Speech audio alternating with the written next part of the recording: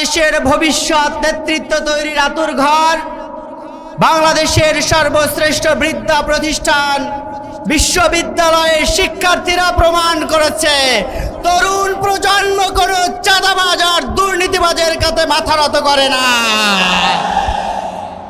আমরা খুলনার এই বিশাল সমাবেশ থেকে দৃঢ়তার সাথে ঘোষণা করতে চাই, আগামীর বাংলাদেশ হবে ন্যায় ও ইনসাফের বাংলাদেশ।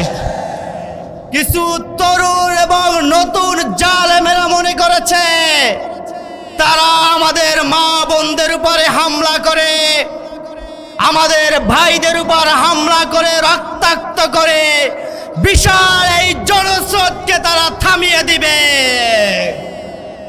কিন্তু তারা হয়তোবা ভুলে গেছে জালিম শেখ হাসিনাকে থামিয়ে দিয়েছিল এই তরুণ ছাত্র সমাজ।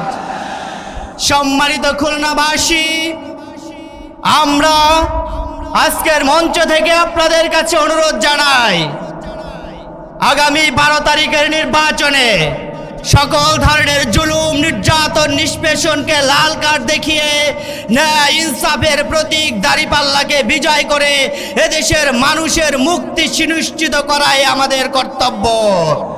নতুন একটি ভোরের সুন্দর স্বপ্ন নিয়ে, আগামী দিনের ভবিষ্যৎ সোনালী সূর্যের স্বপ্ন নিয়ে আমি আমার বক্তব্য এখানেই শেষ করছি।